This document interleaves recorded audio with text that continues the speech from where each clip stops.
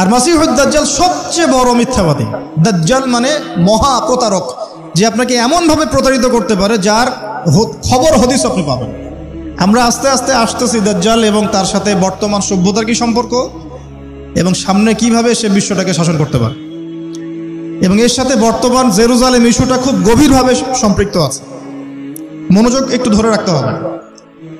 দাজ্জাল কে? এটা ফেরেশতা নাকি জিন না মানুষ? কি এটাও একটা প্রশ্নের বিষয়। কিভাবে? দেখুন, আল্লাহর নবী সাল্লাল্লাহু আলাইহি ওয়াসাল্লাম বলছেন নূহ আলাইহিস সালামের সময়ও নূহ আলাইহিস সালাম তার কওমকে দাজ্জাল সম্পর্কে সতর্ক করেছেন। তার মানে পৃথিবীর সূচনা থেকে সে পৃথিবীতে ছিল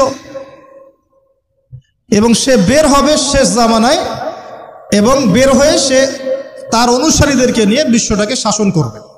তার মানে অনেক লম্বা একটা হায়াত সে পেয়েছে। কোন জাতি এত লম্বা হায়াত পায় বলেন তো? কোন জাতি মানব জাতিকে এত লম্বা হায়াত পায়? এই একটা মিস্টেরিয়াস ক্যারেক্টার দাজ্জাল। সে কি?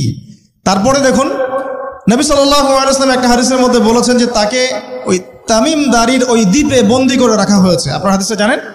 অনেকে জানেন। দ্বীপে বন্দী থাকা অবস্থায় তাকে সাহাবীরা দেখেছেন অনেক বিশাল আকৃতিতে, ঠিক আছে? এবং সাহাবীদেরকে সে প্রশ্ন করছিল, তামিম দারিকে প্রশ্ন করছিল যে বাইসানের খেজুর বাগানে খেজুর কি ধরে? বলে হ্যাঁ ধরে। সে বলছে অচিরেই আর ধরবে না। তারপরে বলছে তাবারিয়া হ্রদে কি পানি আছে? সাহাবীরা বলছেন আছে। বলছে অচিরেই পানি থাকবে না। তোমাদের ওই উম্মি নবীর কি খবর? তখন সাহাবীরা বলছেন যে তিনি মক্কা থেকে মদিনায় হিজরত করে এসেছেন, বদরের যুদ্ধ হয়েছে, বালতির মতো তার অবস্থা, একবার এদিকে পাল্লা ভারী হয় একবার এদিকে পাল্লা ভারী হয়। মানে বদরে জিতেছেন, উহুদে বিপর্যস্ত হয়েছেন। তখন এই ব্যক্তি বলছে যে তোমাদের জন্য উত্তম হবে ওই ব্যক্তির অনুসরণ করা। দাজ্জাল এই কথা বলছে, তোমাদের জন্য উত্তম হবে ওই উম্মি নবীর অনুসরণ করা। তখন সাহাবীরা জিজ্ঞাসা করছেন আপনি কে? তো সে বলছে যে আমি হচ্ছি দাজ্জাল, আমি হচ্ছি দাজ্জাল। আমাকে অচিরেই এখান থেকে মুক্ত হওয়ার অনুমতি দেয়া হবে, তখন আমি এই পৃথিবীটাকে শাসন করব। তো এখানে সাহাবীরা দেখে আসছেন, যারা দেখে আসছেন তারা পরে ইসলাম কবুল করেছেন। তখন তারা মুসলিম ছিলেন না, খ্রিস্টান ছিলেন। কথা বুঝতে পারছেন? তাহলে এখানে আমরা তাকে একটা বিশাল দেহি দেখলাম, শিকল দিয়ে বন্দী। আবার নবী সাল্লাল্লাহু আলাইহি ওয়াসাল্লাম একদিন মদিনার মধ্যে উমর রাদিয়াল্লাহু আনহুকে নিয়ে হাঁটছেন, সহিহ মুসলিমে আছে। খবর পাওয়া গেল যে মদিনায় একটা যুবক ছেলে আছে, ইহুদি মায়ের সন্তান একটা যুবক ছেলে, যার চুলগুলা কোকড়ানো, চোখটা একটু ফোলা, যার আলামতগুলো দাজ্জালের সাথে মিলে যাচ্ছে। তখন নবী সাল্লাল্লাহু আলাইহি ওয়াসাল্লাম ওমর ইবনুল খাত্তাবকে নিয়ে ওদের বাসায় গেলেন। দেখলেন খেজুর বাগানে সে বসে আছে। মনোযোগ দিন। এবার নবীজি গিয়ে বললেন যে তুমি কি দেখো? সেই ছেলেটা বলছে আমি আরশ দেখি। আরশ বোঝেন? সিংহাসন। কোথায় তোমার আরশ? সেই ছেলে বলছে পানির উপরে। কোথায়? পানির উপরে। নবীজি বলছেন তুমি তো তাহলে শয়তানকে দেখো।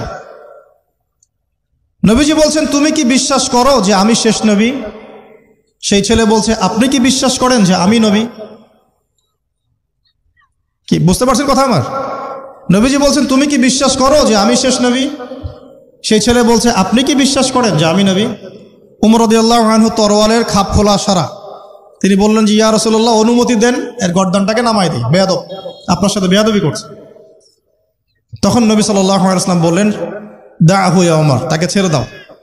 যদি সে সত্যিকার অর্থেই দাজ্জাল হয়ে থাকে, তুমি উমর তাকে হত্যা করতে পারবে না। কেন হত্যা করতে পারবেন না? কারণ দাজ্জালের নিহত হওয়া লেখা আছে ঈসা আলাইহিস সালামের হাতে। কার হাতে? ঈসা আলাইহিস সালাম যখন আসবেন, এই প্যালেস্টাইনের বাবে লুদ নামক জায়গায় দাজ্জালকে মারা হবে। ঠিক আছে কথা? তাহলে ওমর তুমি তাকে হত্যা করতে পারবে না। আর যদি সে দাজ্জাল না হয়ে থাকে, নিরপরাধ মানুষকে হত্যা করে কোনো লাভ নাই। এখানে চান্স নেওয়া হলো 50-50। এক হাদিসে আপনি দেখছেন নবীজি বলছেন নূহ আলাইহিস সালাম তার কওমকে দাজ্জাল সম্পর্কে সতর্ক করেছেন। এক হাদিসে নবীজি বলছেন সে বের হলে 40 দিন বিশ্ব শাসন করবে। প্রথম দিন 1 বছর, দ্বিতীয় দিন 1 মাস, তৃতীয় দিন 1 সপ্তাহ, বাকি দিন আমাদের মতো। আরেক হাদিসে নবীজি বলছেন তামিমদারি দেখে এসেছে তাকে কোথায়, দ্বীপে বন্দী